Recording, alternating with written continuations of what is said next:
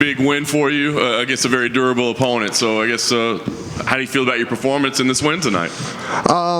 I haven't got to watch it back. I definitely don't think it was a split based on what every single person was telling me. I haven't talked to one person that said it was a split, but you never know. People could just be lying to your face. But we'll go back and watch it, and I'm just happy to get the win. Obviously, I'm upset at myself that I didn't finish him. That's just self-expectation.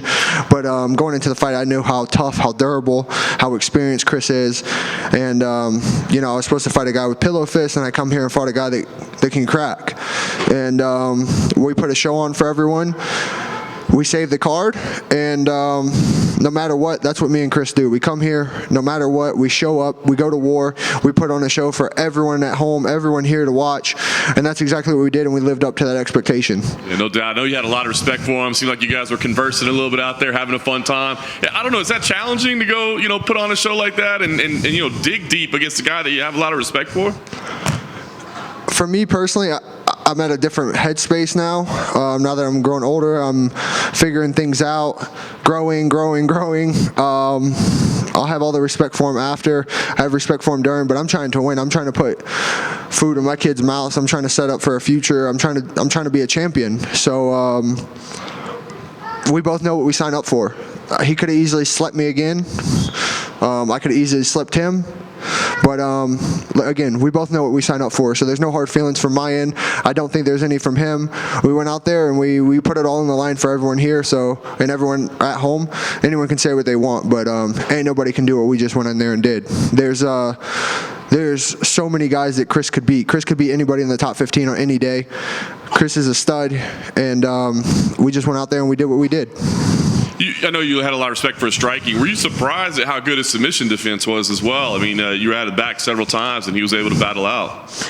Have you seen him? He ain't got no neck. He's got big shoulders, man. Like, I was expecting that. Like, I was. But you see, when I actually establish mount, like, you're not going nowhere. So, he's small. He's explosive. He's durable. Yeah, man, he's hard. He's here for a reason. He's been around the block 2 or 3 times for a reason at every level, every promotion. He's fought every top guy. There's a reason for that. There's a reason he's still here and doing what he's doing. Again, he could beat anyone in the top 15 on any day. So, yeah, man, I'm happy to have his name back. And, yeah, and here comes the Queen of Vegas. You want to sit here? Want to sit with me?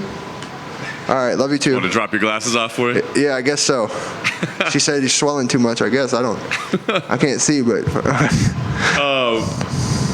It's a close fight.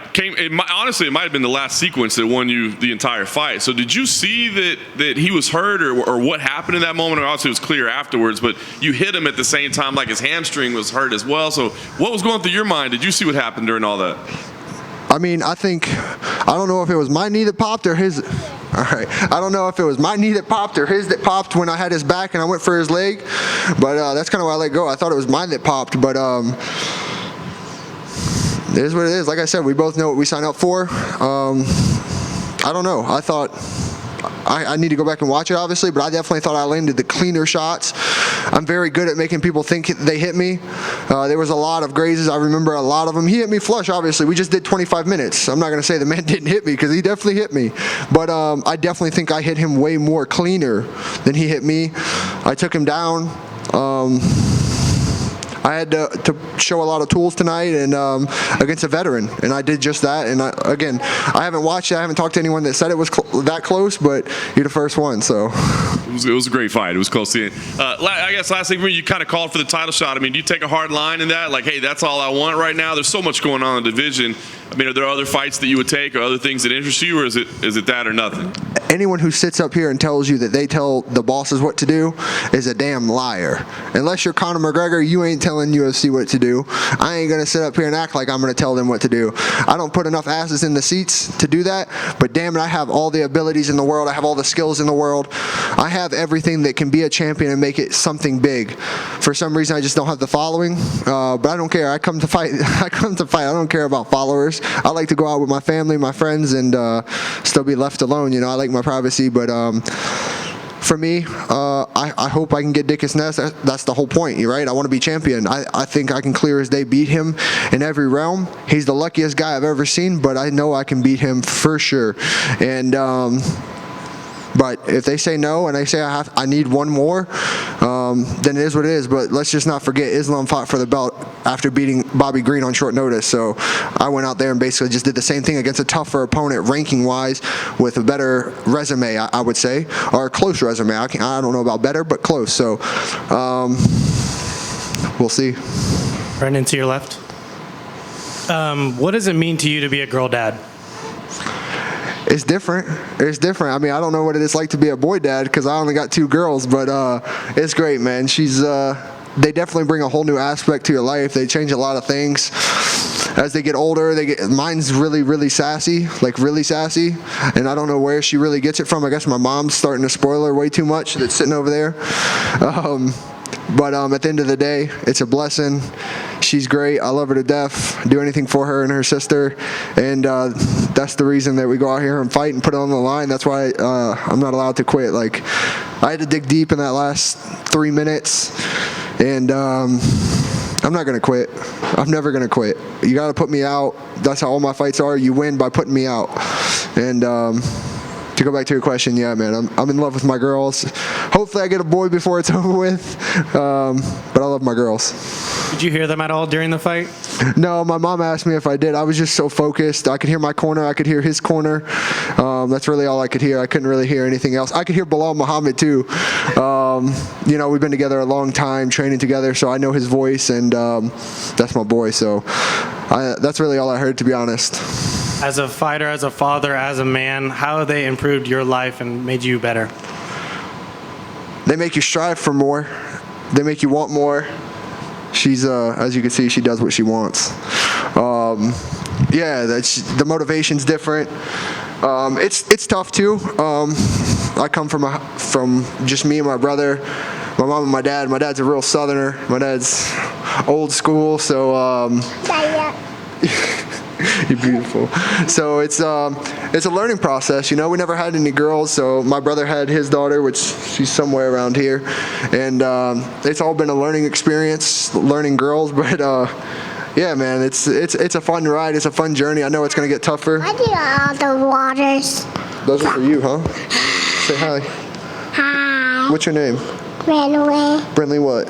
Brentley Sue. What's your sister's name? Emmy. There you go. Love that. Very cute. For you, what have they taught you most through this journey, not only in the UFC, but just in life? I think it's from them and their uncle. All the girls and their uncle, like, it can always be worse. I've come to accept no matter what happens before walking out there. Like, I can't control the outcome. I controlled my preparation. I've given everything that I had. I've worked my ass off, but it's gonna be okay. If I lose, everything's gonna be okay. I still can provide for my family. I still do all right. They're still healthy. They're still happy. Yeah, and they live a great life, and that's all that matters. At the end of the day, that's 25 minutes, and we go back to real life. It can always be worse. I see that and know that every day, so it can always be worse. Appreciate it. Congrats on the win. Thank you. Brandon. What's up, dog? So you're a boxer now. I threw kicks. What are you talking about? And knees and elbows. What was the game plan coming Win. in the fight? You were boxing with Chris for a lot of the obviously you took him down several times, but like you stood and traded with him. Was that something you wanted to prove, or was it just kind of like what you were feeling? No, I think a lot of people underrate what I do, and I get bored sometimes when I'm striking. That's why, like, I think I get hit more than I should. But if you go back and watch fights, even this one, I guarantee you'll see so many punches that you thought hit that I made miss or that just grazed. More than not, the marks on my face are skims.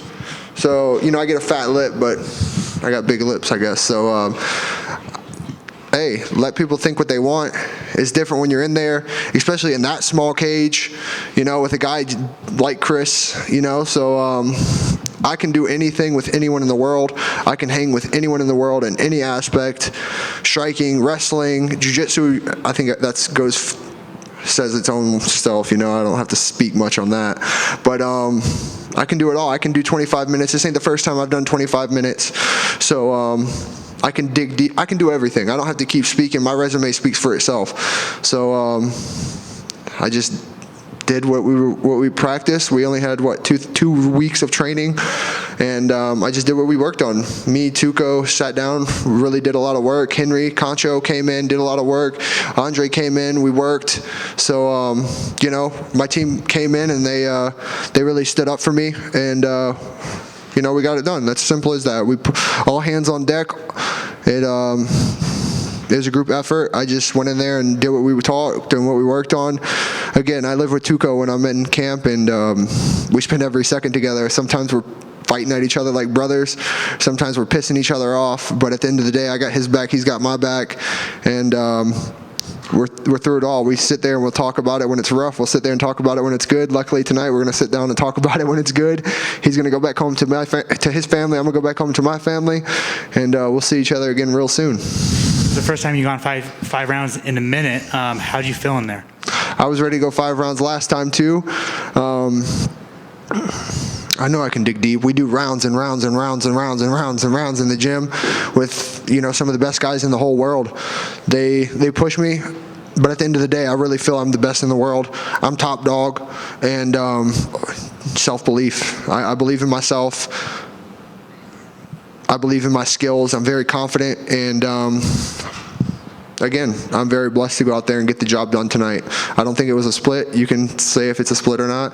Someone thinks it's a split, right? I thought you won. I just thought you won it in the 5th round, like the last. Like, man, if you hadn't won that last stretch, I think it could have gone the other way. That's where you clinched out. Interesting. Oh, now we got a debate in the crowd. Let's go. Hold on. Whoa. Go back. I wasn't rocked. I saw everything. I literally made him miss right after. I thought it was 2-2 going into the 5th, and I thought that it was good. I thought he clinched that last series. I literally made him miss right after. You can't say I was rocked. And I pointed at him and said, come on. I wasn't rocked. I literally made him miss and then say, come on. Yeah, we're going to debate on this one. And then finally, Marvin Vittori ripped your performance on Twitter. I was wondering if you saw his comments. For what? He's irrelevant. He can't even make it to a fight. He don't want to fight. He can go on and say he's old news. We're going up. Pillow fist. He could have got the business tonight. He could have got it this week. He could have got it in Miami.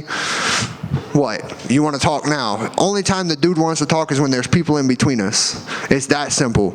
We were prepping for him. We came and we got an even better, more technical guy that's better than him at what he does and puts people away. Who's he put away? Get the fuck out of here. We ain't worried about fucking Marvin. Brent over here. What's up, bro? Obviously, we've seen you pull out great performances where you get the finish early, but do you think it's also good to showcase a fight like this where you showed your dog and really put all these 5 rounds together and, got the win? Yeah, man, it is what it is. Sometimes you have great nights, sometimes you have okay nights, sometimes you have whatever, bad nights. I haven't watched the fight. I don't know. I thought it was clear that I won. Just based off of what I know and what I was in there and what I remember. Obviously that's vague, but it is what it is. Still my night, still got the win, still got 2 checks, still gonna go home, still gonna relax and move up the ladder. I should be number 5 next week. You can't stay in your position with fucking not fighting. He ain't fought in what? The guy above me ain't fought in what? Almost a year and a half, whatever. He was supposed to fight tonight. He backed out because of his shoulder, which we knew before. Welcome to Florida, but yeah, you can't win the war if you don't make it to the war. You can't talk shit if you don't make it to the war that you were supposed to come to. Simple as that. I'm here in Vegas. What? So what? Come see me. You said all that explicitly. Which camera are we looking at? Which camera? That one? This clear as day. At the end of the day, I don't care about none of this. I'm a man. You said, for Marvin, you said explicitly on media that when you saw me, you were going to beat my ass. You saw me, only thing you said was, what's up, man? What's up, man? I ain't say a word to you, nothing. I see you again. Oh, why you looking at me like that? I put my back down to walk towards you, you step behind someone. The only time he wants to do something is when it's in front of people.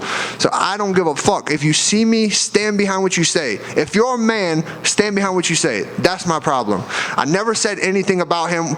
What, he said something on, I said something on Twitter. Come on, bro. Everyone's talking on Twitter. Apparently he's talking on Twitter right now. Man, it's Twitter, whatever.